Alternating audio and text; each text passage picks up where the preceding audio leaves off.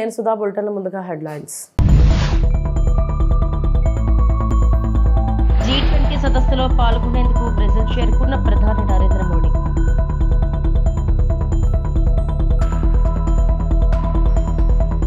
దిశ చట్టం పనిచేస్తే అఘాయిత్యాలు ఎందుకు పెరిగాయి? హోంమంత్రి అనిత.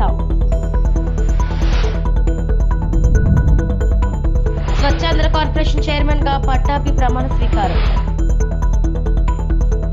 3 దేశాల పర్యటనలో భాగంగా ప్రధాని నరేంద్ర మోడీ సోమవారం బ్రెజిల్కు చేరుకున్నారు. ఈ సందర్భంగా ఆయన G20 సదస్సులో పాల్గొంటారు. నైజీరియాలో ఉత్పాదక పర్యటన ముగించుకుని దక్షిణ అమెరికా దేశానికి చేరుకున్న ప్రధాని మోడీ అక్కడ అధ్యక్షుడు బోలా అహ్మద్ టినుబుతో ద్వైపాక్షిక చర్చలు జరిపారు మరియు భారతీయ సమాజంతో సంభాషించారు. भारतीय समुदाय के लोगों ने पूरे जोश के साथ प्रधानमंत्री नरेंद्र मोदी का जोरदार स्वागत किया है और ये तस्वीरें आपको दिखा रहे हैं. प्रधानमंत्री मोदी के होटल पहुंचते ही लोगों ने मोदी मोदी के नारे भी वहां पर लगाए हैं और हाथों में तिरंगा लिए उसको लहराते हुए नजर आए और वहां पर फोटो भी खिंचवाई. बच्चों के साथ प्रधानमंत्री नरेंद्र मोदी मौजूद रहे, कई सारी बातें भी हुई. तो ये तस्वीरें हम आपको दिखा रहे हैं उस दौरान की जब प्रधानमंत्री नरेंद्र मोदी ब्राजील पहुंचे और भारतीय समुदाय के जो लोग हैं जो वहां पर मौजूद हैं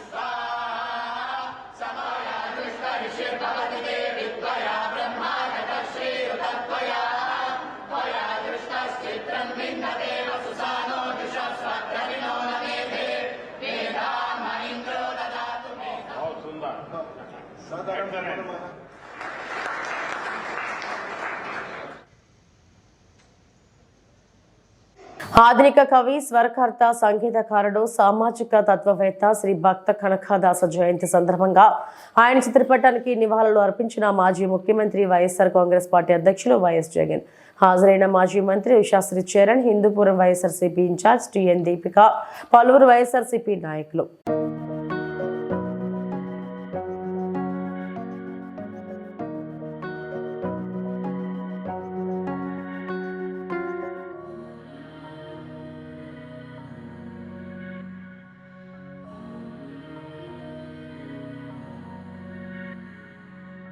మహిళలపై అసభ్యకరంగా ప్రవర్తించిన వారిని 48 గంటల్లో పట్టుకుని అరెస్టు చేసి రిమాండ్కి పంపించిన ఘనత మాది.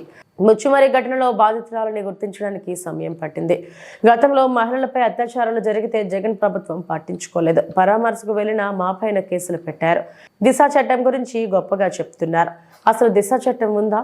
దిశ యాప్ చట్టం పనిచేస్తే మహిళలపై అఘాత్యాలు ఎందుకు పెరుగుతున్నాయి? ఉన్న నిర్భయ చట్టాన్ని వదిలేసి లేని దిశ చట్టం ప్రకారం కేసులు పెట్టారు.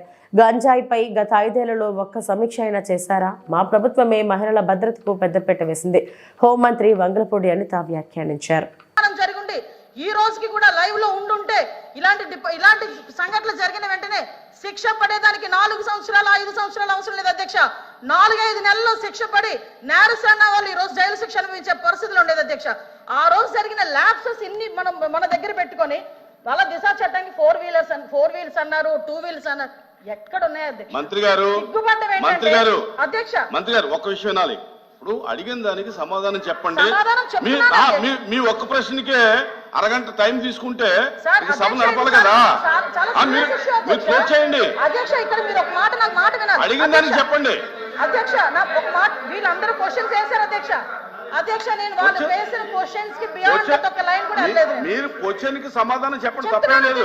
క్వశ్చన్ కి సమాధానం మీరు పూర్వపరాలు వర్తమానం అన్ని చెప్తేలాగా వన్ వర్డ్ ఆన్సర్ చెప్పలేం కదా. వాళ్ళు క్వశ్చన్స్ అడిగారు, మేము చెప్తున్నాము. కూర్చోండి అధ్యక్ష. చెప్పండి మంత్రి. 5 సంవత్సరాలు లా అండ్ ఆర్డర్ ఫెయిల్ అయింది, నిజంగానే ఫెయిల్ అయిందండి. శ్రీనివాస్ గారు కూర్చోండి. శ్రీనివాస్ గారు కూర్చోండి.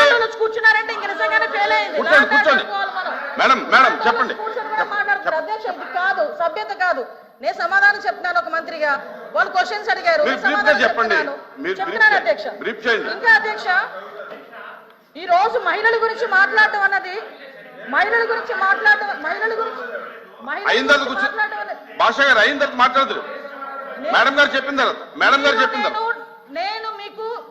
నేను హోమ్ మినిస్టర్ అయిన తర్వాత జరిగిన సంఘటనలకు సంబంధించి ప్రతి ఒక్క కేసుకి సంబంధించిన కేస్ స్టడీస్ కూడా మేము చూసుకున్నాం అధ్యక్ష. మేజర్ పార్ట్ గాంజాయి, డ్రగ్స్ వాటిని బేస్ చేసుకొని అలాంటి వాళ్ళ పరిస్థితిలోని ఎక్కువగా జరిగిన పరిస్థితి అధ్యక్ష. 5 సంవత్సరాలు గాంజాయి మీద ఒక రివ్యూ చేశాడు అధ్యక్ష మాజీ ముఖ్యమంత్రి. గవర్నమెంట్ మహిళల భద్రత మీద పెద్ద పీట వేసింది. మహిళల భద్రత గురించి ఈ రోజుకి కూడా మేము స్టాండ్ అయి ఉన్నాం.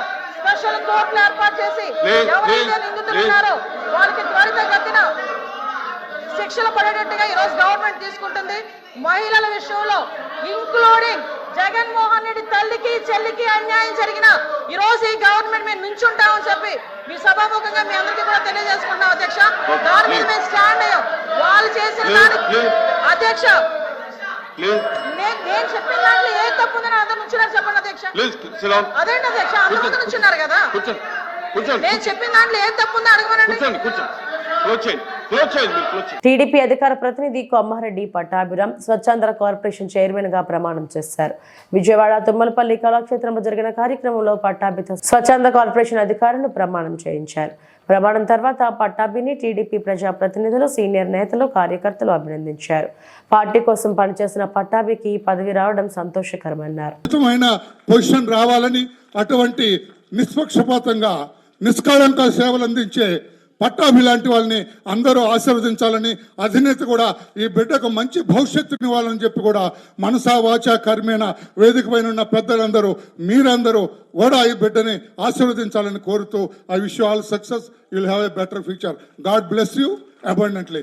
నమస్కారం, అందరికీ నమస్కారం. Thank you.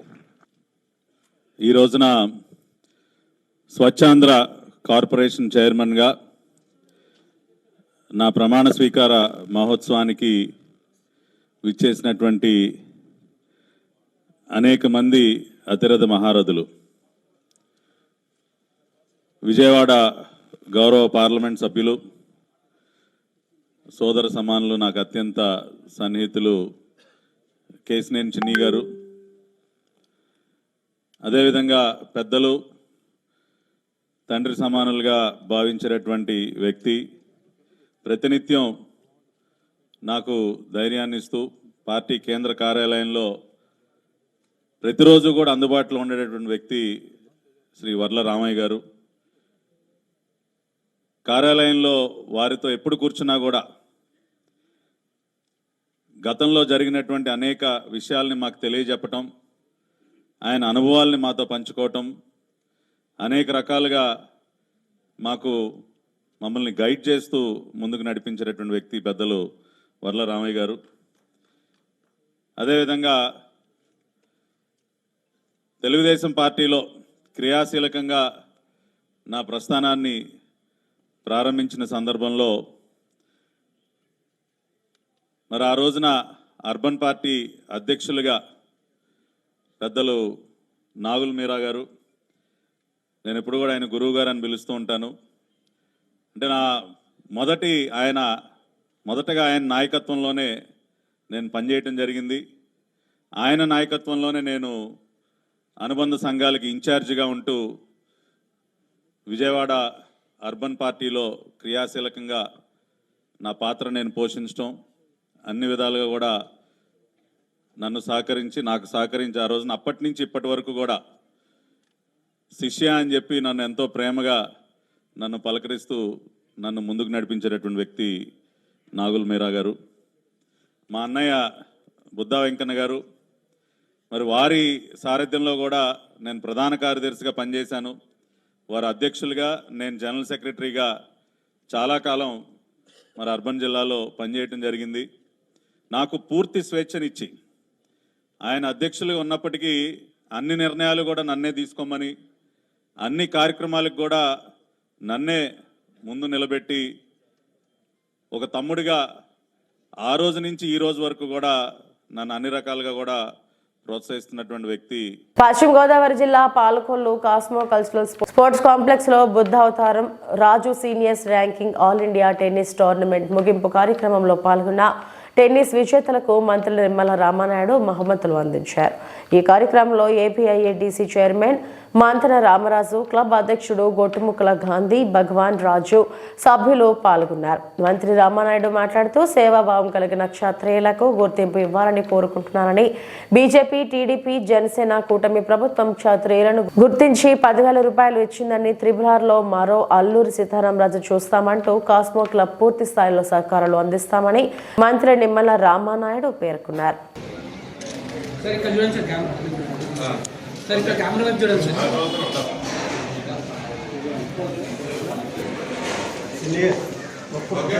సార్ చెప్పినట్లుగా సేవా కార్యక్రమాల్లో ఆపదలో కష్టాల్లో ఆదుకునేటువంటి ఆ వర్గానికి ఎప్పుడు కూడా ప్రాధాన్యతనిస్తే తద్వారా సమాజానికి మేలు జరుగుతుంది అనేటువంటి విషయంలో ఇప్పుడు కూడా నేను ఆ మాట మీద పట్టుబడి ఆ రోజు అదేవిధంగా ఇప్పుడు కూడా మీరు చూస్తే తెలుగుదేశం జనసేన బీజేపీ ఎన్డీఏ ప్రభుత్వం వచ్చిన తర్వాత మరి ఏపీఐసి చైర్మన్గా మా క్షత్రియ ముద్దుబిడ్డ ఈ రామరాజు గారికి చైర్మన్గా ఏపీఐసి చైర్మన్గా ఇవ్వడం కానీ అదేవిధంగా మరి గత నియంతృత్వ నిరంకుశత్వమైనటువంటి పాలన నడిపినటువంటి జగన్మోహన్ రెడ్డి గుండెల్లో నిద్రపోయినటువంటి త్రిపులార్కి మరి ఇలా ఉప సభాపతిగా నిజంగా ఆయన సీట్లో కూర్చుంటే ఆ యొక్క స్పీకర్ పదవి ఏదైతే చైర్కే నిండుదనం వచ్చింది. మళ్ళీ ఒక ఆనాటి అల్లూరి సీతారామరాజుని ఈరోజు మళ్ళీ మా త్రిపులార్లో మనందరం కూడా చూసుకున్నాం.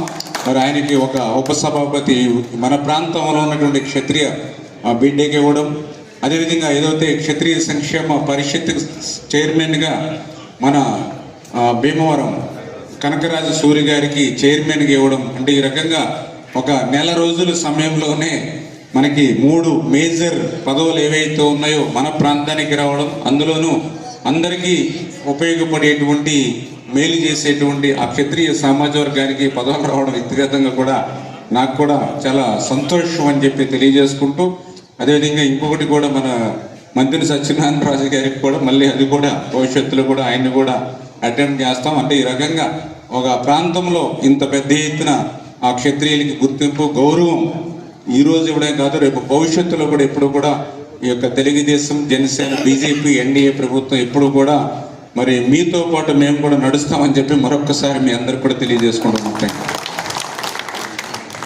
ముఖ్యమంత్రి రేవంత్ రెడ్డి ప్రాతినిధ్యం వహిస్తున్న కొడంగల్ నియోజకవర్గం దుద్యాల మండలం లగచర్ల ఫార్మా కంపెనీ బాధిత రైతు కుటుంబాల పోరాటం కొనసాగుతుంది. నిన్న ఢిల్లీకి చేరుకున్న బాధితులు సోమవారం ఉదయం జాతీయ మానవ హక్కుల కమిషన్ను కలిశారు. లగచర్లలో అర్ధరాత్రి సమయంలో తమపై పోలీసులు జరిపిన దాడి గురించి జాతీయ మానవ హక్కుల కమిషన్ కు బాధితులు వివరించారు. ఫార్మా కంపెనీ ఏర్పాటు కోసం భూములు ఇచ్చేందుకు నిరాకరిస్తే తమ వారిని అక్రమంగా అరెస్టు చేశారని ఆవేదన వ్యక్తం చేశారు. కాగా లగచర్ల బాధితులకు బీఆర్ఎస్ అండగా నిలబడింది. జాతీయ మానవ హక్కుల కమిషన్ ను కలిసేందుకు లగచర్ల బాధితుల వెంట MLC Satyavathi Rathod, MLA Kova Lakshmi, MP Vaddiraju తదితరులు ఉన్నారు. రెడ్డి గారు ఇప్పటికీ బెదిరిస్తున్నారు, మీ వాళ్ళు బయటికి రారు, మీ వాళ్ళు దేశం పట్టుకొని అట్లా అడుక్కో తినాల్సిందే, మీ భూములను మేము వదలము, అక్కడే ఫార్మా కంపెనీ వస్తుంది, మీ వాళ్ళందరికీ ఉరి శిక్షలు పడతాయి, మీరందరినీ ఆగమవుతారు అని చెప్పి బెదిరిస్తున్న క్రమంలో మాకు న్యాయం జరగాలంటే మరి ఢిల్లీలో కేవలం ఢిల్లీ మాత్రమే మమ్మల్ని దేశ రాజధాని కాబట్టి మమ్మల్ని కాపాడుతుంది అనే ఉద్దేశంతో మా గిరిజన ఆడపిల్లలు కొంతమంది భర్తలు జైల్లో ఉన్నారు, కొంతమంది కొడుకులు జైల్లో ఉన్నారు, కొంతమంది మనవాళ్ళు జైల్లో ఉన్నారు, మిగతా వాళ్ళందరూ పారిపోయారు భయానికి. కాబట్టి వాళ్ళు వచ్చి మమ్మల్ని అడిగితే వాళ్ళని ఇక్కడికి తీసుకురావడం జరిగింది. ఇవాళ మానవ హక్కుల కమిషన్ని కలిసాం. చైర్మన్ గారు లేరు, మెంబర్ గారు యాస్మిన్ బాషా గారు సెక్రటరీ గారిని కలిసాం. అలాగే కొద్దిసేపట్లో ఎస్సీ ఎస్టీ కమిషన్ చైర్మన్లను కలవబోతున్నాం, మహిళా కమిషన్ చైర్మన్ని కలవబోతున్నాం. ఇక్కడైనా మాకు న్యాయం జరుగుతుందని ఆశిస్తున్నాం. ఇంకోవైపు రాష్ట్రపతి గారి సమయం కోసం కూడా మేము రిక్వెస్ట్ని పంపించడం జరిగింది. మేము ఆశిస్తూ ఉన్నాం రాష్ట్రపతి గారు కూడా సమయం ఇస్తే.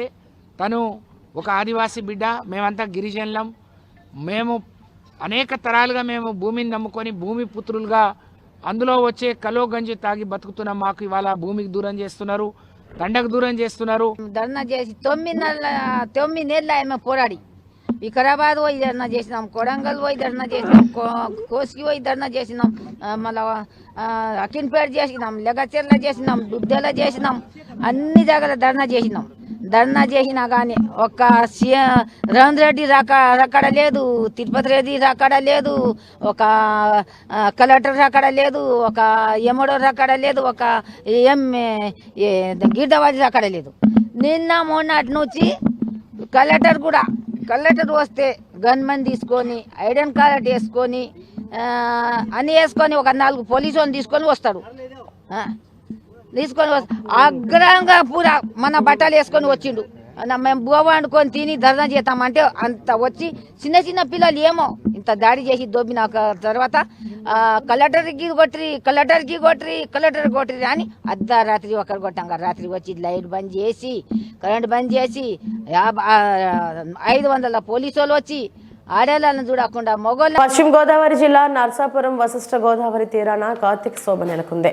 3వ సోమవారం కావడంతో భక్తులు పెద్ద సంఖ్యలో గోదావరిలో పుణ్య స్నానాలు ఆచరించారు. తెల్లవారుజాము నుంచి ప్రసిద్ధిగాంచిన వలందర్ రేవులో స్నానం ఆచరించి గోదావరిలో కార్తీక దీపాలు విడిచిపెట్టారు. పట్టణంలోని ప్రసిద్ధిగాంచిన శైవ క్షేత్రాలన్నీ భక్తులతో కిటకిటలాడుతున్నాయి. తెల్లవారుజాము నుంచి అమరేశ్వర, మల్లేశ్వర, లక్ష్మణేశ్వరం స్వామివారి ఆలయం వద్ద భక్తులు బారులు తీరారు.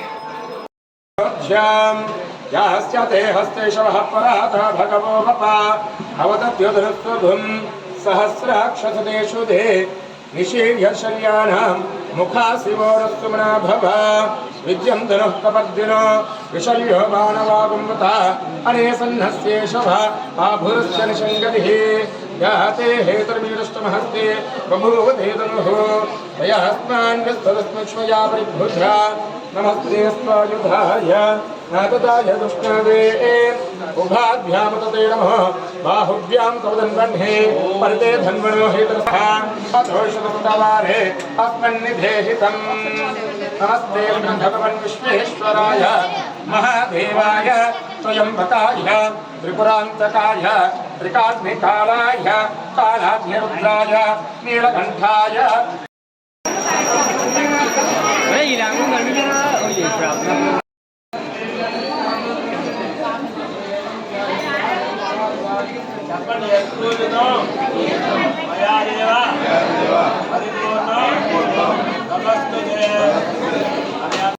महादेव शंभो शंकर कार्तीक मासमु 3వ సోమవారము తదియ శుభతిథి మహాపర్వదినం సందర్భంగా తెల్లవారుజాము నుంచే స్వామివారికి అభిషేకాది కార్యక్రమాలు జరుగుతున్నాయి. అలాగే ఈరోజు ప్రత్యేకంగా కార్తీక మాసం నెల రోజులు కూడా పంచామృతాలతో అభిషేకం చేయడం వల్ల చాలా మంచి ఫలితాలు ఉంటాయి. ఆవు పాలతో అభిషేకించడం వల్ల సర్వ సౌఖ్యం కలుగుతుంది. అలాగే ఆవు పెరుగుతో అభిషేకించడం వల్ల సంపూర్ణమైన ఆరోగ్యం సిద్ధిస్తుంది. అలాగే ఆవు నేతితో అభిషేకం చేయడం వల్ల చైతన్యం అనగా ధ్యానం కలిగేటటువంటి అవకాశం ఉంది. అలాగే తేనెతో అభిషేకం చేయడం వల్ల తేజోవృద్ధి అనగా యశస్సు కలుగుతుంది. అలాగే పంచదారతో అభిషేకం చేయడం వల్ల రుణబాధలన్నీ తొలగి సర్వ సౌఖ్యాలు శుభాలు చేకూరేటటువంటి అవకాశం ఆ పరమేశ్వరుడు కల్పిస్తాడు. అలాగే పంచామృతాలతో అభిషేకం చేయడం చాలా మహత్తరమైన విశేష పర్వదినం. ఈ విధంగా తెల్లవారుజాము నుంచి కూడా ఆ స్వామివారికి పంచామృతాలతో చక్కగా అభిషేకం చేయడం జరుగుతుంది. అందరూ కూడా ఆ స్వామివారిని దర్శించి తీర్థప్రసాదాలు స్వీకరిస్తారని తెలియజేస్తారు. మారేపల్లి పంచాయతీ పరిధిలో ఎరుకునాయుడు మెట్టకు అక్రమ నల్లరాయి క్వారీని వెంటనే నిలుపుదల చేయాలని, కొండను గుళ్ల చేస్తున్న మైనింగ్ మాఫియాపై వెంటనే చర్యలు తీసుకోవాలని సిపిఎం జిల్లా కార్యదర్శి వర్గ సభ్యులు డి వెంకన్న డిమాండ్ చేశారు. క్వారీ తవ్వకాలు చేపడుతున్న ప్రాంతాన్ని పరిశీలించిన అనంతరం ఆయన మాట్లాడారు. మండలంలోని వాడపల్లి, చినగంగవరం, మారేడుపల్లి ప్రాంతంలోని ఎటువంటి అనుమతులు లేకుండా నల్లరాయి క్వారీలను ఏర్పాటు చేసి కొండలను గుల్ల చేస్తున్నారని తెలిపారు. మైనింగ్ రెవెన్యూ అధికారులు మామూళ్లకు కక్కుర్తిపడి చూసి చూడనట్లు వదిలిపెడుతున్నారని తెలిపారు.